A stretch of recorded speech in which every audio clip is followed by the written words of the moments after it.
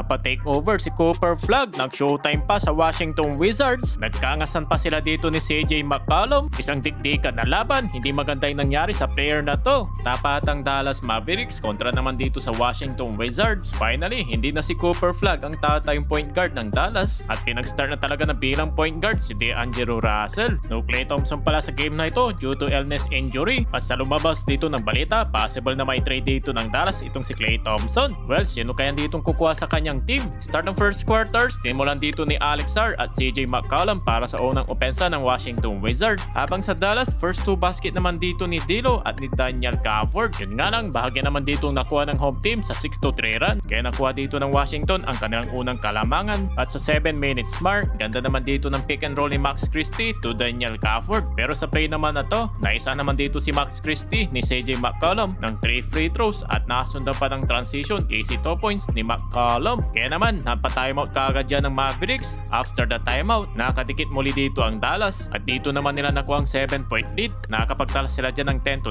run. At dito naman napatimeout ang Washington Wizards sa fast break dunk dito ni Cooper Flagg. Sabay celebrate ang bench ng Dallas. Pagkatapos ng timeout, kontrolado pa rin dito ng Mavericks ang laban. Pumalo pa ito sa double-digit lead sa 35-24 end of the first quarter. Sa second quarter, nasimulan dito ni Naji Marshall sa 3-point play opportunity. Nasundan pa yan ng gandang alley-oop play dito ni Nembhard to Daniel Gafford at Cooper Flagg. Naimintis naman niya ang kanyang fadeaway jumper. Bagya naman ditong nagkaroon ang miniran ang Washington Wizards. Naibaba nila sa single-digit lead nang dahil na nga dito kay CJ McCollum. Napareklamo pa dito sa referee. Pinapangunahan niya ngayon dito ang Wizards with total of 18 points. Kaso butatang inabot dito ni Waitmore. And again, CJ McCollum over sa 2 defenders ng Dallas. Dapat timeout tuloy dito si Jason Kidd. After ng timeout, muli na naman ditong humiri si McCollum. Nakakuha ng F1. Habang sa kabila, binawi rin dito ng F1 ni Max Christie. Sa play naman na ito, nag-ala LeBron James naman yung block dito ni Say.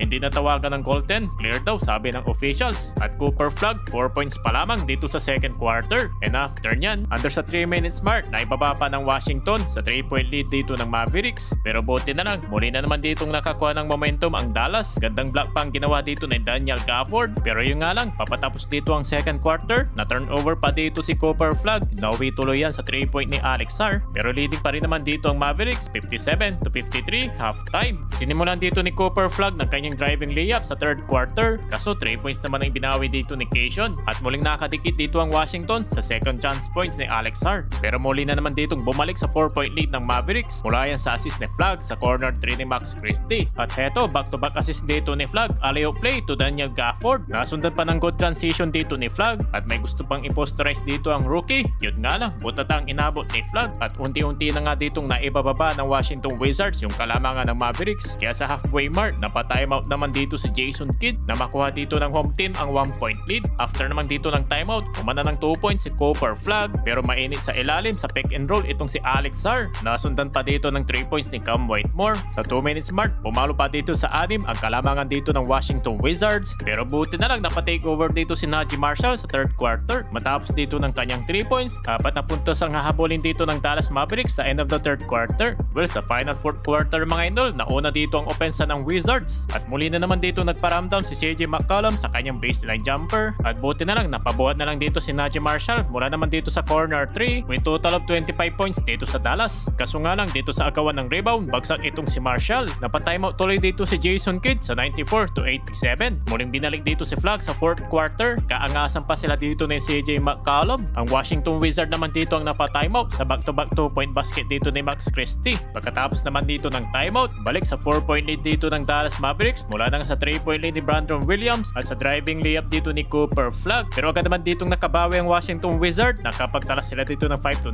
run. Ganda nang naging laban sa agutan lang dito ng kalamangan. Nag-adjust pa dito si Jason Kidd sa fourth quarter, sumubok ng small ball. Kahit walang big man, naging aggressive naman dito ang opensa ng Mavericks. Pero nag-aalanganin pa rin dito sa 2 minutes mark. At wala nang isang minuto, muli na naman ditong dikitan yung laban. Pero sa dulo, hindi na dito nagawang makabalik ng Washington Wizards. Kaya sa huli, panalo ang Dallas Mavericks.